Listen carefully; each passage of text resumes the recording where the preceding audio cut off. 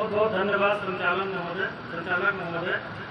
और हम आज जो इस बैठक में सभी लोग यादव समाज के लोग एक विचारधारा से जुड़े हुए, सबकी राय है कि अगर लालजी वर्मा के परिवार से कोई लड़ता है तो हमारे बीच से बड़े भाई पहाड़ी यादव चुनाव लड़ेंगे, तो समाज जिसके साथ रहेगा मैं भी समाज के साथ रहूँगा। और एक बहुत छोटी बात मैं बताना चाहता हूँ, माननीय लालजी वर्मा जैसे समाजवादी पार्टी में आए तब से मैं उनके साथ लगातार लगा।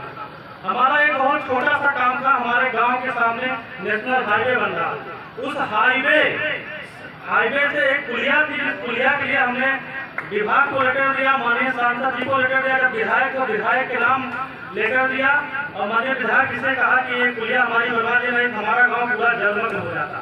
और हमारे ग्राम सभा से हमारे एक बूथ 136 से हमारा गांव 500-700 लोग का आबादी, इसमें हरिजन बस्ती के लोग उनका भी डूब जाता है, घर वर और खेत वो जलमग्न हो जाता है। हमने कहा सांसद जी अगर आप एक पुलिया के लिए माननीय डीएम साहब को लेकर लीजिए, सदन में उठा दीजिए तो पुलिया बन जाएगी, लेकिन सांसद जी ने एक बार भी नहीं सुना।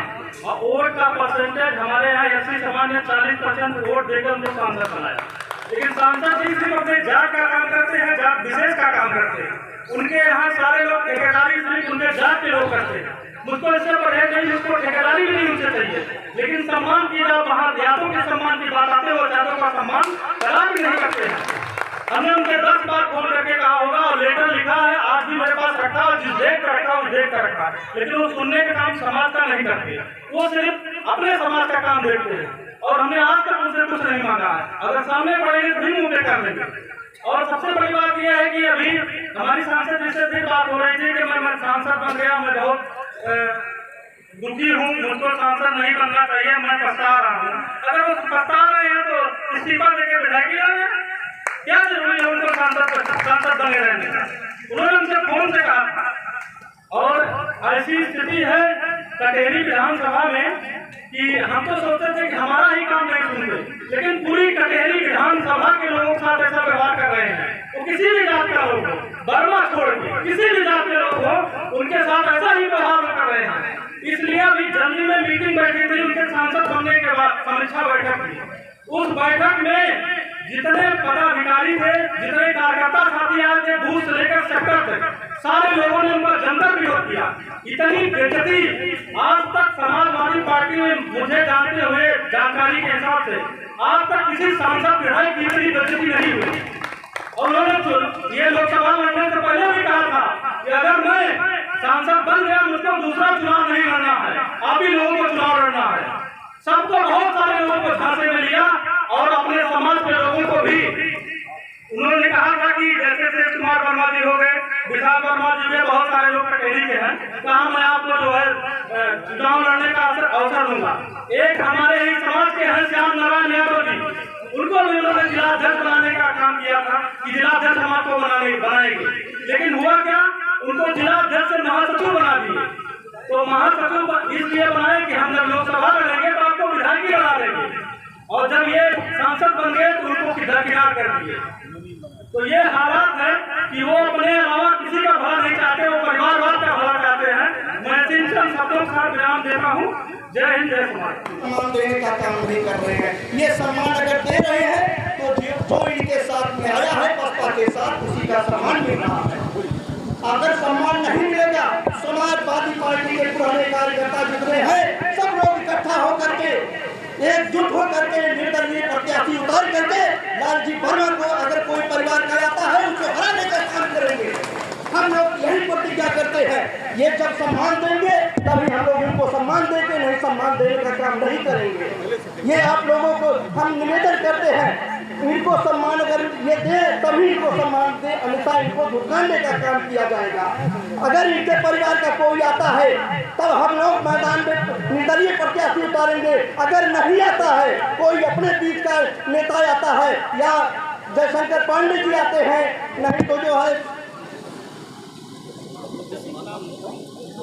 अगर कोई भी प्रत्याशी आता है उनको चुनाव में हम जिताने का काम करेंगे। आप लोगों से निवेदन करते हैं, ये जितना समाजवादी पार्टी के पुराने कार्यकर्ता इतने ढीले निगाह से देखते हैं, अगर इनके पास कोई काम लेके जाता है तो ये काम करने का काम नहीं करते। इनका पैर कोई छूता है तो मुंह बगल कर लेते हैं, किसी को ये रखने का काम नहीं करते। मैं आप लोगों से यही अपील करता हूँ, इनको अगर टिकट मिलता है तो हराने का काम करेगा, उसी निर्दलीय प्रत्याशी को जिता करके उनको हम लोग सदन में पहुँचाने का काम करेंगे। जय हिंद, जय समाजवाद, जय हिंद। मखनपुर की धरती पर और यहाँ के अध्यक्ष जी मनसाराम यादव जी, संचालक महोदय, मंच पर बैठे हुए सारे, सामने बैठे हुए सारे यहाँ नेतागण ही हैं और हमारी महिलाएं हैं, सबको मैं वंदन अभिनंदन करता हूँ। और मैं कुछ बोलना भी नहीं चाहता, सिर्फ इतना ही कहना चाहता हूँ कि लोहिया जी कहा करते थे कि समाजवादी पार्टी में जिंदा कौमें रहती, वो अन्याय के बरखिलाफ बर्दाश्त नहीं करती हैं, तुरंत कदम उठाती हैं। तो अभी सारी बातें सारे लोग बता दिए हैं और हम क्या बोले, हम बोलना भी नहीं चाह रहे थे, लेकिन अब ये इनका प्रेशर पार्ट नहीं तो बोलिए। हमने बता दिया कि लोहिया जी ने कहा था कि जिंदा कौमें रहती हैं, ये इंतजार नहीं करती, इतना ही बहुत, इंतजार नहीं करती अन्याय के बरखिलाफ। बहुत बहुत धन्यवाद। हम अपनी वाणी को यही विराम देते हैं। जय समाजवाद, जय भीमवाद। बहुत बहुत धन्यवाद आदरणीय चाचा जी। हमारे बीच में बहुत ही सम्मानित नेता हम लोगों के बड़े भाई इंद्रजीत यादव जी से मैं निवेदन करूंगा यहाँ चंद शब्दों में विचार। बाबा राम निहाल दास के सरजमी पे, बाबा राम निहाल दास बाबा के सरजमी पे मैं आप लोगों को डम्बरदास बाबा के कोट कोट प्रणाम करता हूँ। मेरी टूटी फूटी जो भाषा हो उसे माफ करिएगा। हम लोग क्यों इकट्ठा हुए हैं, हमको इस पर विचार करनी है। कौन क्या कर रहा है, क्या नहीं कर रहा है, हमको इस समय किसी की कमियां गिनाने नहीं। हम अब लड़ाई ठान लिए हैं तो लड़ना चाहिए हमको। और किस लिए लड़ना है? अपने समाज की भलाई उर्दू के लिए। हमारे जितने यहाँ लोग हैं, ऐसा कोई भी व्यक्ति, 2-4 लोग जानते हैं, 24 घंटा मैं सेवा में रहता हूँ। पता नहीं कहाँ से संजोग था, मनसाराम भैया जिसके दरवाजे पर हो रहा कार्यक्रम, हमारी उनकी दोस्ती नहीं हो पाई है। हमारे राम धीरज शुक्ला भैया हैं, या पहाड़ी यादव से पूछ लीजिएगा, या यहीं और सब लोग कौन भैया से मैं अगर जान गया तो उसकी मदद करता हूँ। कोई कास्ट कोई जात नहीं देखता हूँ, उसकी मदद पीटीए के लिए मैं करता हूँ, ना कि किसी के लिए करता हूँ। अपने सम्मान के लिए करता हूँ, अपने फायदे के लिए भी नहीं करता हूँ। आप लोगों से इतने अनुरोध है, पहाड़ी भैया मेरे लंगोटिया यार हैं, मैं उनको जहाँ से जानता हूँ जगतपुर में शुरू किए हैं, आज तक अपने मजदूर की 1 पैसा मजदूरी अगर एक दिन किया है, छोड़ दिया है, तो उसके घर जाकर मजदूरी देते हैं। ये भी मैं जानता हूँ। बहुत से ठेकेदार हैं जो कि मजदूरी मार लेते हैं, लेकिन ये बंदा अगर किसी एक भी दिन मजदूरी किया है और दूसरे दिन नहीं आया तो उसके घर जाके पूछते भैया क्यों नहीं आए, अपनी मजदूरी ले लीजिए। और ये जरूरत पड़ी क्यों? मैं इस बच्चे की तरह था। माननीय रामदेव पटेल जी यहाँ से विधायक लड़े थे चुनाव। मैं अपने गांव से दौड़ते हुए टोपी लगा के गया। उस समय माननीय मुलायम सिंह यादव आए थे, फोर्स लगी थी। उन्होंने कहा अगर ये लोग गोली मार देंगे तो मैं मरने के लिए तैयार हूँ, आप लोग खूब छट जाइए, ये लोग मेरे पास आएंगे। माननीय मुलायम सिंह की ये सोच थी। अब इसमें कुछ लोग ऐसे आ गए हैं जो जिसको जिता दिया।